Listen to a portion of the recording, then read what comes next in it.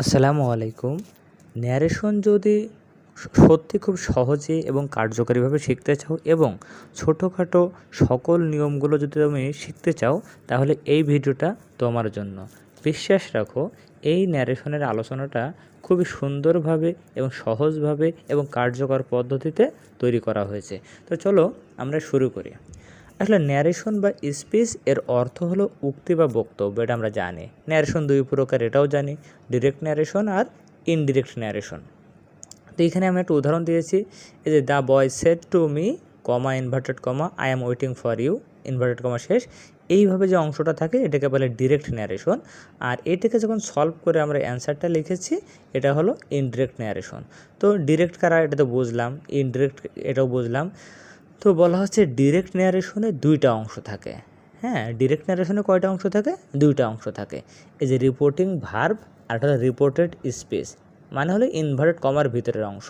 এই যে আমরা যদি দেখি, এই যে কালার অংশ যেটা বা এইখানে এই যে কালার অংশ যেটা ইনভার্টেড কমার ভিতরে, এটাকে বলে রিপোর্টেড স্পেস, মানে ভিতরের অংশ। আর বাইরে যে সেড বা সেড টু আছে, এটাকে রিপোর্টিং ভার্ব বলা হয়।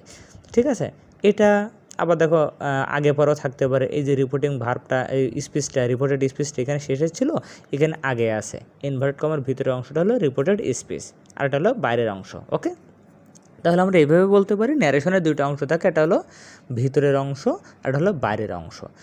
তো যাকে আমরা চিনলাম। এখন এই ডিরেক্ট থেকে ইনডিরেক্ট করার সময় প্রধানত চারটা স্থানে পরিবর্তন হয়। কয়টা জায়গায় হয়? চারটা জায়গায়। প্রধানত চারটা জায়গায় পরিবর্তন করতে হবে। মাঝে মাঝে কম বেশি হয়, কিন্তু প্রধানত চারটা জায়গায়। কি কি? এই যে বাইরের অংশ বললাম, বাইরের অংশ হবে পরিবর্তন দুইটা। আর এই যে রিপোর্টেড স্পিচ বা ভিতরের অংশ, এখানে পরিবর্তন হবে দুইটা। মানে এই যে বাইরের অংশ, এখানে পরিবর্তন হবে প্রধানত দুইটা। আর এই যে ভিতরের অংশ, এখানে পরিবর্তন হবে কয়টা? প্রধানত দুই ধরনের পরিবর্তন হবে। তাহলে এটুকু কিন্তু আমরা বুঝলাম, প্রধানত মোট কয়টা? তাহলে চারটা। কোথায় কোথায় পরিবর্তন হবে? এই দেখো, বাইরের অংশ পরিবর্তন হবে, এই যে সেইড বা সেইড টু থাকে এই জায়গায় পরিবর্তন হবে। এবং এই যে কমা আছে না, এই যে কমা, এই যে কমার স্থানে পরিবর্তন। তাহলে বাইরে পরিবর্তন কোথায় কোথায়? সেইড বা সেইড টুর জায়গায়, এবং যে কমা বা ইনভার্টেড কমা আছে এইখানে পরিবর্তন। বাইরে এই দুইটা, আর কোনো পরিবর্তন নাই। ওকে, আর ভিতরের অংশ কোথায় হবে? ভিতরে ভার্বের এবং পার্সনের পরিবর্তন হবে। তাহলে চারটে পরিবর্তন পাইলাম তো, যে ভিতরে হবে হলো ভার্বের আর পার্সনের পরিবর্তন, first person, second person, third person, এরা যারা আছে এই পরিবর্তনটা হবে। আর বাইরে পরিবর্তন হবে হলো সেইড বা সেইড টুর জায়গায় আর হলো কমার জায়গায়। ওকে, তাহলে আমরা একটু একটু করে আগাই। এখন আমরা দেখব রিপোর্টেড স্পেস, মানে যে ভিতরের অংশে এইখানে যে পরিবর্তনটা করার নিয়মটা কি। রিপোর্টেড স্পেসের সেন্টেন্স অনুযায়ী বাইরের অংশ পরিবর্তন হয়। মানে কি? এই যে আমরা বাইরে বললাম পরিবর্তন হবে সেইড বা সেইড টুর জায়গায় এবং কমার জায়গায়, এই পরিবর্তনটা হবে কার উপর নির্ভর করে? ভিতরের অংশের সেন্টেন্সের উপরে। ভিতরে অ্যাসার্টিভ হলে একরকম, ভিতরে ইন্টারোগেটিভ হলে একরকম, ইম্পারেটিভ হলে একরকম, এইভাবে পরিবর্তনটা হবে। তো আমরা আলোচনার সুবিধার জন্য এটা বক্সের মাধ্যমে আলোচনা করেছি, যে বাইরের অংশে দুইটা পরিবর্তন নিম্নরূপ। মানে বাইরে যে পরিবর্তন হয় কোথায় কোথায়? সেইড এবং সেইড টুর জায়গায় এবং কমা এবং ইনভার্টেড কমার জায়গায় পরিবর্তন হয়। ঠিক আছে, তো কি হয় দেখো, ভিতরের অংশে যদি অ্যাসার্টিভ সেন্টেন্স থাকে, ওই যে ইনভার্টেড কমার ভিতরে, এই যে ইনভার্টেড কমার ভিতরে এই সেন্টেন্সটা যদি অ্যাসার্টিভ হয়, তাহলে সেইড বা সেইডের জায়গায় সেইড বসবে, সেইড টু জায়গায় টোল্ড বসবে। বোঝা গেছে? ভিতরে অ্যাসার্টিভ হলে। ভিতরে যদি ইন্টারোগেটিভ সেন্টেন্স হয়, এই যে ভিতরে যদি ইন্টারোগেটিভ সেন্টেন্স হয়, তাহলে সেইড বা সেইড টু জায়গায় কী বসবে? আস্কড বসবে। এটুকু মুখস্থ করতে হবে আমাদের। তাহলে অ্যাসার্টিভ সেন্টেন্স হলে সেইডের জায়গায় সেইড, সেইড টু জায়গায় টোল্ড। আর ভিতরে ইন্টারোগেটিভ হলে কি হবে? আস্কড হবে। যদি ভিতরে ইম্পারেটিভ সেন্টেন্স হয়, ইম্পারেটিভ, তাহলে সেইড বা সেইড টু জায়গায় অর্ডার্ড, ফরবেড, অ্যাডভাইস, রিকোয়েস্টেড ইত্যাদি বসে। আমরা ইম্পারেটিভ সেন্টেন্সের আলোচনা এটা নিয়ে বিস্তারিত কথা বলবো। যদি ভিতরে অপারেটিভ সেন্টেন্স থাকে, তাহলে সেইড বা সেইড টু জায়গায় উইশড অথবা প্রেড যে কোনো একটা দেবো। আর এক্সক্লেমেটরি সেন্টেন্স হলে এক্সক্লেমড উইথ জয়, সরো, ওয়ান্ডার বা আরও অন্যান্য কিছু দেওয়া যেতে পারে। তাহলে এই গেল বাইরের অংশে সেইড বা সেইড টু এর জায়গার পরিবর্তন। এবার দেখব কমার জায়গায় আমরা কী পরিবর্তন করব। এটাও একইভাবে, ভিতরে যদি অ্যাসার্টিভ সেন্টেন্স থাকে, এই যে ভিতরে যদি অ্যাসার্টিভ সেন্টেন্স থাকে, তাহলে কমার জায়গায় কী হবে? দ্যাট হবে। ভিতরে যদি অপারেটিভ সেন্টেন্স হয় তাও কমার জায়গায় দ্যাট হবে, ভিতরে এক্সক্লামেটরি সেন্টেন্স হলেও দ্যাট হবে, মানে অধিকাংশ সময় কিন্তু আমাদের কমার জায়গায় দ্যাট হবে, ঠিক আছে। কিন্তু ভিতরে যদি ইম্পারেটিভ সেন্টেন্স, মানে যেগুলো ভার্ব দ্বারা শুরু হয়, আদেশ নিষেধ বোঝায়, এরকম ইম্পারেটিভ সেন্টেন্স হলে কমার জায়গায় টু অথবা নট টু বসবে। ভিতরে হাবোধক হলে টু আর নাবোধক হলে নট টু বসবে।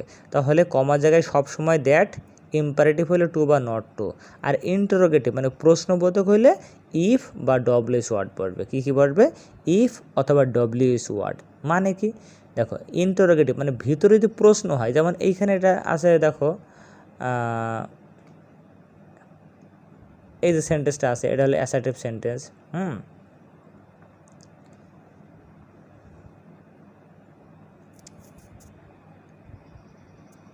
আচ্ছা, তো এই ভিতরে যদি ইন্টারোগেটিভ সেন্টেন্স থাকে তাহলে আমরা কি করব?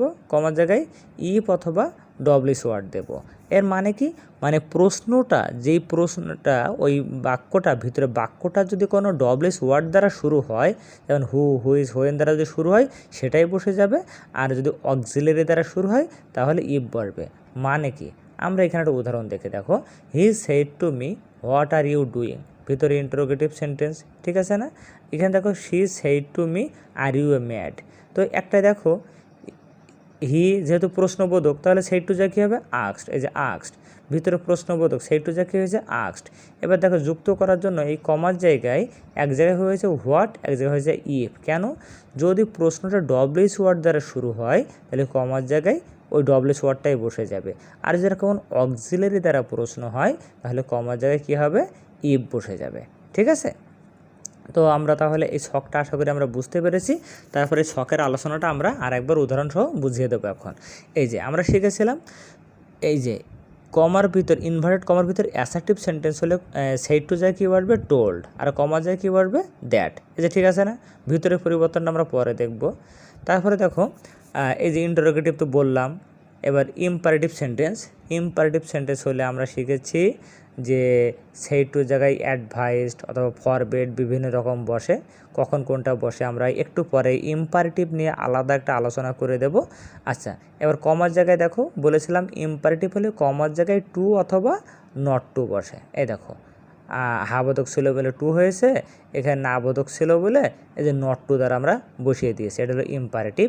একইভাবে দেখবো অপারেটিভ সেন্টেন্স, আমরা শিখেছিলাম অপারেটিভ হলে সেইটের জায়গায় উইশড অথবা প্রেড বসে। এই যে দেখো এটা অপারেটিভ সেন্টেন্স, হ্যাঁ, এই জন্য সেইটের জায়গায় কী বসেছে? উইশড অথবা প্রেড, এটা তোমার ইচ্ছা মতো। আর কমার জায়গায় কী বসবে?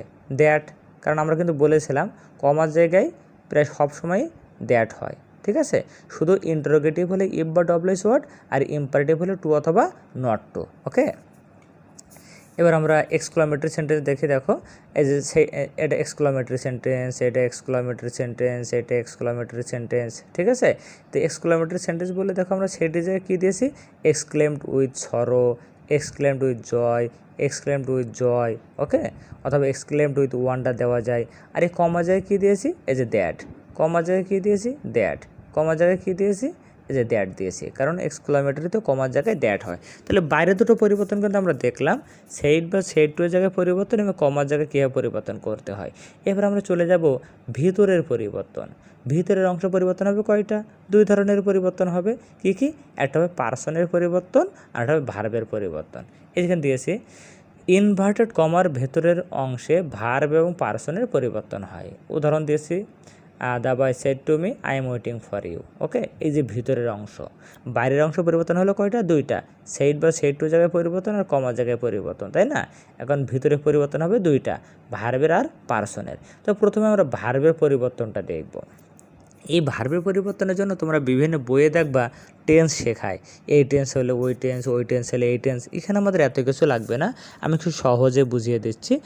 সেটা হলো এই ইনভার্টেড কমার ভিতরে যে ভার্বটা আছে, সেটা যে টেন্সে হোক না কেন, এই ভার্বটা যদি প্রেজেন্ট টেন্সে মানে প্রেজেন্টে থাকে, শুধু ওই ভার্বের আমরা পাস্ট করে দেব।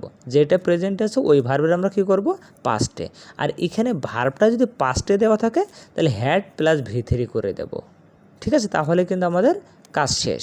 ওকে, যেমন দেখো আমি যদি এখান থেকে উদাহরণটা নিই, এখানে ভার্বস হলো ইজ, প্রেজেন্টে এই দেখো আমরা সেটা কী করেছি? ওয়াজ, পাস্টে করে দিছে, জাস্ট এইটুকুই। তাহলে ভার্বের পরিবর্তনটা কি, ভিতরের অংশে ভার্ব যদি প্রেজেন্টে থাকে সেখানে আমরা পাস্টে করে দেবো, আর পাস্টে হলে একটা হ্যাড নেব, এক্সট্রাটা হ্যাড নেব এবং এই ভার্বেরই V3 করে দেবো, ব্যাস আমাদের ভার্বের পরিবর্তন শেষ। এখানে কিছু কথা বলা আছে দেখো, উড, কুড, শুড, মাইট, এরকম যে মডাল অক্সিলারি যেগুলো পাস্টে আসে এদের কোনো পরিবর্তন হবে না, মানে উড, কুড, শুড, মাইট থাকলে এদের কোনো পরিবর্তন হবে না।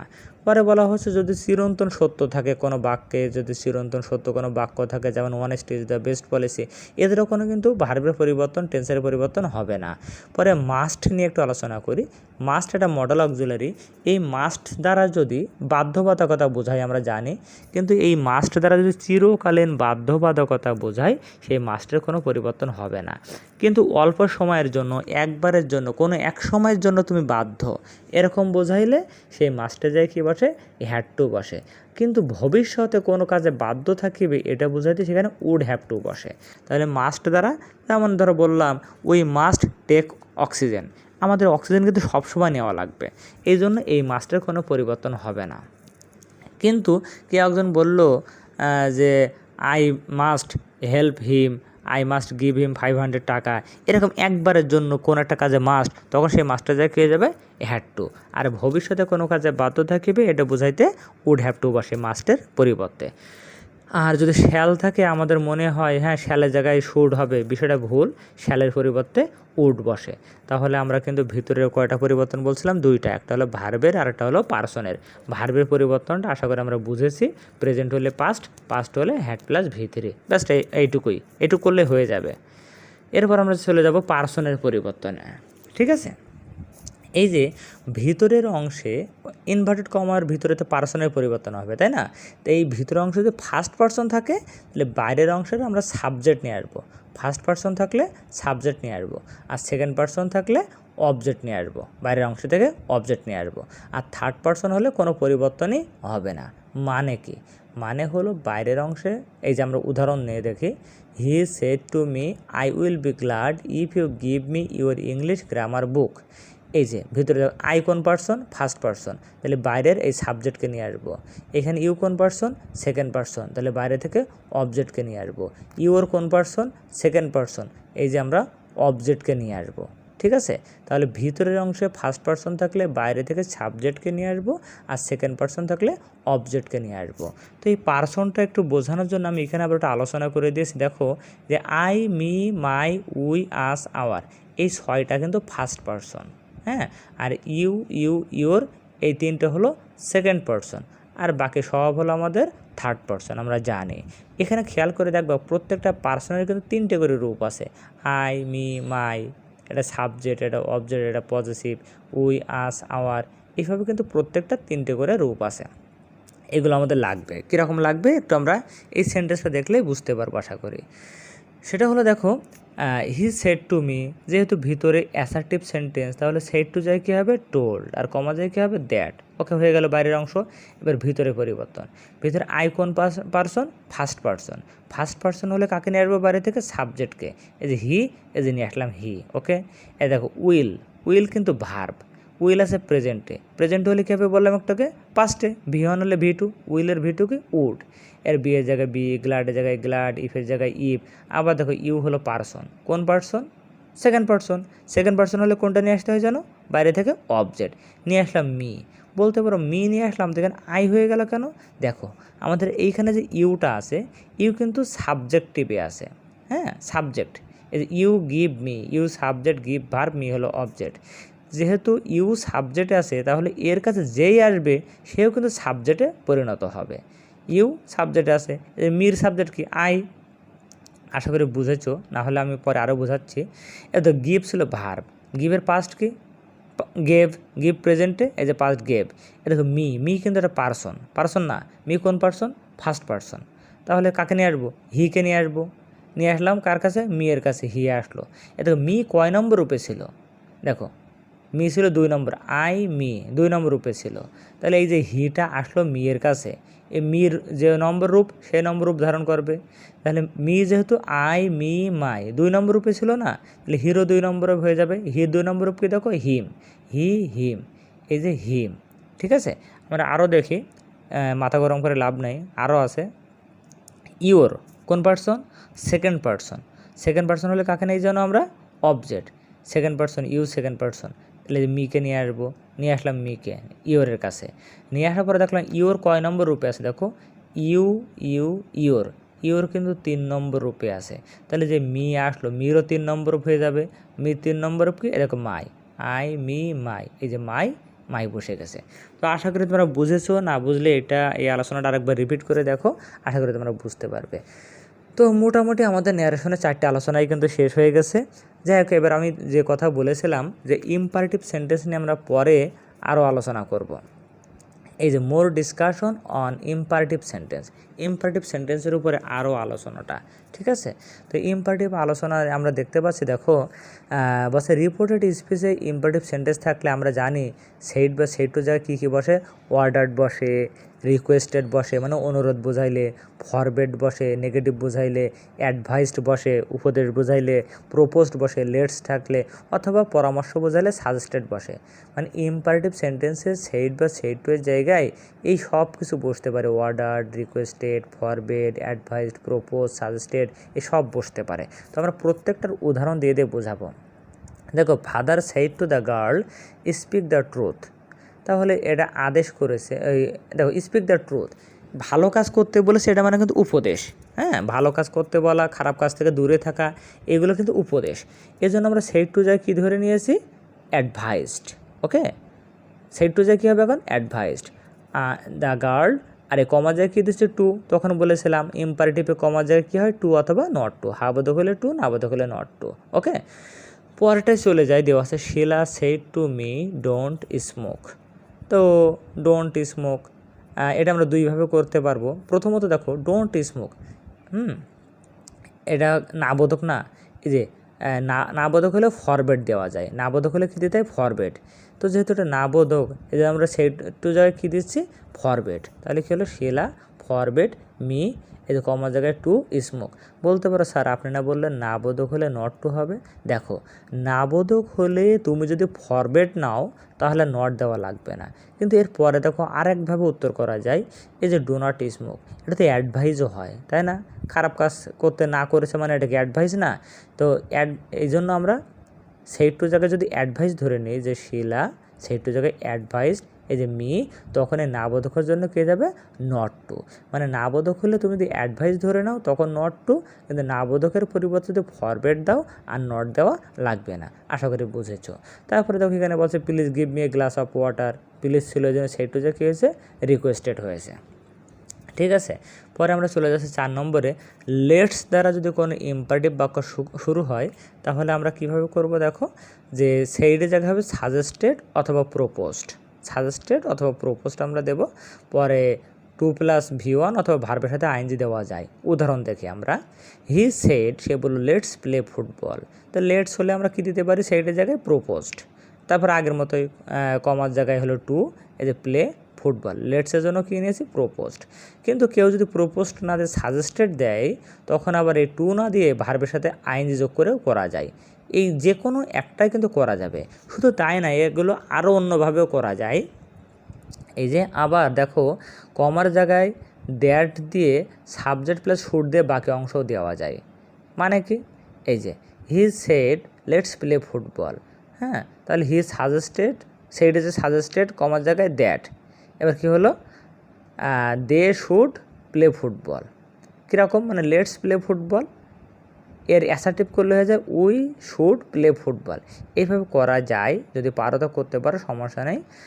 এখন কথা হচ্ছে, যদি আমাদের লেটস ব্যতীত বা লেটাস ব্যতীত যদি শুধু লেট থাকে সেই ক্ষেত্রে আমরা কী করব? এটাও একটু বেশ গুরুত্বপূর্ণ, যাদের দরকার তারা জেনে নাও। শুধু যেমন let me, let him, let her, let them, let Rakib ইত্যাদি থাকলে আমরা কী করব? সেইডের স্থানে বেগড অথবা উইশড অথবা টোল্ড দেবো সেইডের জায়গায়, হ্যাঁ, আর কমার জায়গায় দ্যাট দেবো। কারণ এইগুলো থাকলে আমরা ভিতরে অ্যাসার্টিভ করে নেব, অ্যাসার্টিভ করে নেব। এইগুলো থাকলে আমরা সেটা কী করবো? অ্যাসার্টিভ করে নেব, যেন কমার জায়গায় কী দেবো? দ্যাট। পরে দেখো, এই যে লেট মি, লেট হিম, এদেরকে অ্যাসার্টিভ করার নিয়ম কি? এই সাবজেক্টটা আগে লিখবো, আর লেটের জন্য দেবো মাইট বি অ্যালাউড টু। লেটের পরিবর্তে কী দেবো? Might be allowed to. কী বললাম? আমরা উদাহরণ সহ দেখি। She said let me have a seat, তো সি এর জায়গায় সি, আর এই সাইডের জায়গার না আমরা উইশড অথবা বেগড অথবা টোল্ড যে কোনো একটা দিতে পারি। ভিতরে আমরা অ্যাসার্টিভ করে নেব, এই জন্য কমা জায়গায় দিয়েছিল দ্যাট। ঠিক আছে, এবার অ্যাসার্টিভ করবো কীভাবে?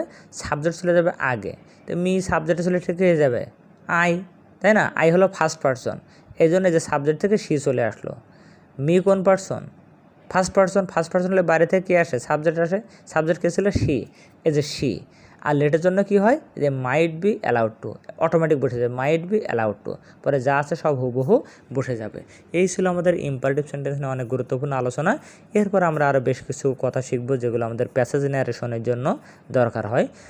সেটা হলো